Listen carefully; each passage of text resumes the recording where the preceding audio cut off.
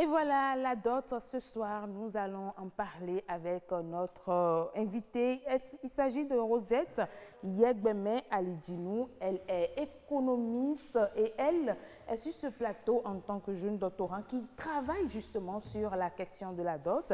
Avec elle, ce soir, nous allons voir si au Bénin, le niveau social de la mariée compte dans le processus de la dot. Bonsoir Rosette Yegbeme. Bonsoir Madame la journaliste. Comment allez-vous? Très bien, merci et vous? Ça va très bien, merci d'avoir accepté notre invitation. Tout le plaisir pour moi. Alors les travaux de recherche, ça se poursuit très bien? Ça se poursuit très bien. D'accord. Oui. Ce soir, nous allons parler de la dot. C'est d'ailleurs un sujet sur lequel vous travaillez.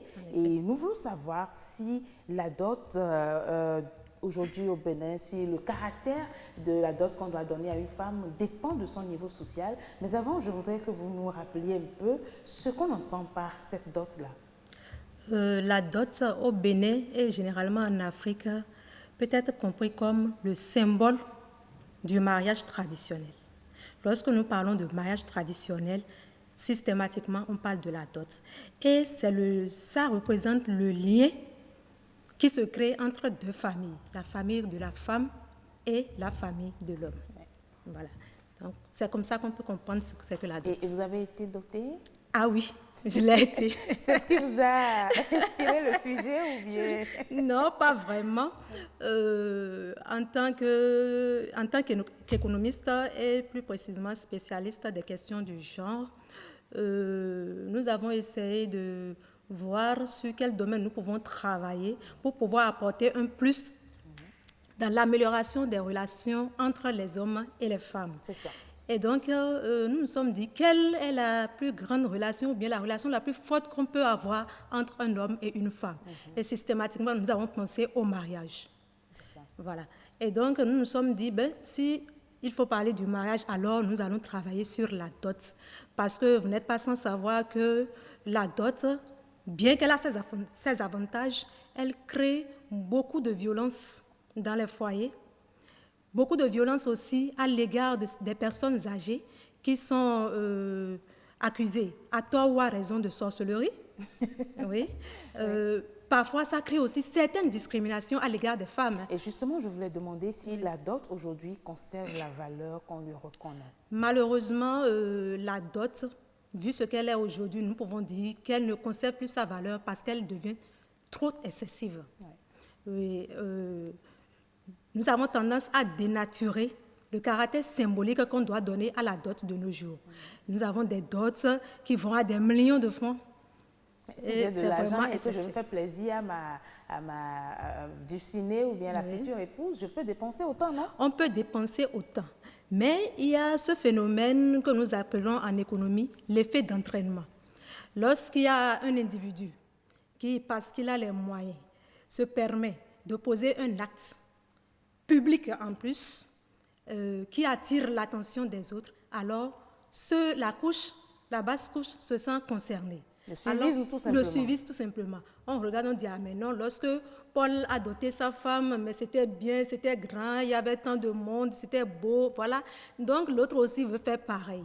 Et ça crée beaucoup de problèmes, des endettements par-ci et par-là. Il y a le constat qui se fait, c'est au niveau de la dot. Oui. On constate que les jeunes mariés, si par exemple la femme a un certain niveau social donné, le caractère ou bien la dot, tel célébré, a plus de valeur que lorsque une ménagère ou bien une simple ou une femme ordinaire veut prendre sa dot. Par exemple, je prends une vendeuse d'oranges qui veut être dotée par son mari. On sent quand même une différence sur le plan valeur économique de cette dot-là. Oui, la différence, c'est ce que je viens d'expliquer. Les femmes qui ont un certain niveau social, un certain niveau éducatif, ont une certaine avance sur les autres parce que peut-être elles ont des activités qui leur donnent des revenus suffisamment pour aider leur mari. Et donc, à l'approche de la dot, elles investissent aussi. Elles investissent aussi dans la dot. Donc, elles participent à aider. Non, ce n'est pas que l'homme. Elles aident même leur mari à organiser des cérémonies grandioses. Malheureusement, ce qui ne devrait peut-être pas le cas. les femmes ménagères, ce n'est pas qu'elles ne font pas aussi de grandes dots. Il y en a dans les villages et autres qui font de grandes dots, malheureusement. Parce que pour elles, lorsque tout est grand, tout est beau, ça attire l'attention. Ma question, c'était de savoir, vous savez, il y a par exemple, vous aujourd'hui, vous êtes jeune doctorante. Oui. Aujourd'hui, si votre mari doit vous faire la dot, il ne va pas, quand même pas venir avec quelques colas, comme on le dit, il va chercher à rehausser la couleur de la cérémonie et du coup, il va investir. Mais est-ce que c'est parce que vous êtes jeune docteur qu'on doit investir pour votre dot ou bien juste par amour? Voilà, justement, c'est ce que les gens ne comprennent pas. Et moi, précisément, lorsque je prends mon cas, je remercie d'ailleurs mes parents pour la cérémonie de dot qu'ils ont eu à me faire, hein, parce que lorsque mon mari avait demandé la dot, la liste de la dot, ils ont dit non, tu donnes ce que tu as. Tu donnes ce que tu peux.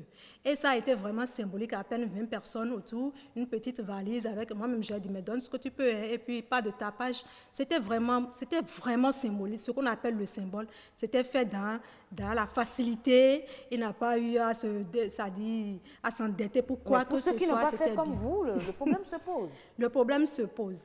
Le problème se pose et il faut y remédier. Et c'est pour cela que nous avons essayé de faire une étude pour voir ce que le capital humain de la femme peut apporter dans l'amélioration de ce phénomène-là d'excessivité de la dot. Et donc, nous avons parcouru quelques localités, à savoir Clécamin, Porte-Novo et Calavi, pour voir à peu près ce que le niveau de la femme peut faire. Et nous constatons que c'est dans les grandes villes, par exemple à Calavi, par exemple, que le niveau d'éducation de la femme agit en relation croissante avec la dot. Mais lorsque vous allez dans les localités un peu plus reculées, telles que Clécamoin, l'éducation de la femme, au contraire, agit en rabais de la dot, tout simplement parce qu'elles ressentent le besoin de s'émanciper. Elles ressentent le besoin de liberté. Parce que dans ces localités, elles ne veulent pas être achetées. Ouais. Parce que dans ces localités-là, souvent, lorsque la dot est donnée, la femme devient serviteur en quelque sorte de son époux, fait des travaux champêtres en signe de remboursement de la dot qui a été payée pour elle. Donc, celles qui ont eu la chance d'évoluer un peu dans ce milieu, elles préfèrent carrément avoir des dettes vraiment symboliques. Mais vous savez, la dot n'est pas que la femme. Il y a aussi le jeune marié. Parfois, vous voyez, quand la famille du jeune marié est bien nantie, riche et tout ça, les parents de la jeune mariée, la liste, hein, c'est des pages. Mais est-ce que ça devrait être ça? Ça ne devrait pas être le cas, malheureusement, mais c'est ce qu'on constate. C'est l'effet que ça donne et ça montre partout. On a envie de montrer qu'on a les moyens. Et dans ce cas, il faut tout simplement proposer peut-être un encadrement de la valeur, parce que celui qui a envie de faire plaisir quand même à sa femme ou à la belle famille, on ne peut l'en empêcher. Mais il faut quand même ne pas tomber dans les exagérations. Justement, est-ce que ce n'est pas parce qu'il n'y a pas une loi de façon précise sur la dot? C'est vrai que le code de la famille, le code du mariage reconnaît la dot comme étant un acte important, symbolique dans le processus du mariage. Mais est-ce qu'il ne faut pas aujourd'hui maintenant légaliser ce acte-là pour dire voilà la dot, voilà, c'est de cette manière que ça doit se passer au Bénin? Effectivement, il faut faire sortir une loi, mais qui sera beaucoup plus explicite pour montrer, voilà, vos limites en matière de dot, encadrer la dot. C'est-à-dire, le caractère est symbolique, on le reconnaît, mais il faut préciser jusqu'à où vous pouvez aller pour payer la dot. Voilà. C'est ça. Et vous pensez qu'avec vos travaux de recherche, vous pouvez apporter quelque chose? Parce que c'est ça aussi la recherche. Oui, avec nos travaux de recherche, puisque nous avons eu à le dire, nous sommes limités pour le moment à 3 localités.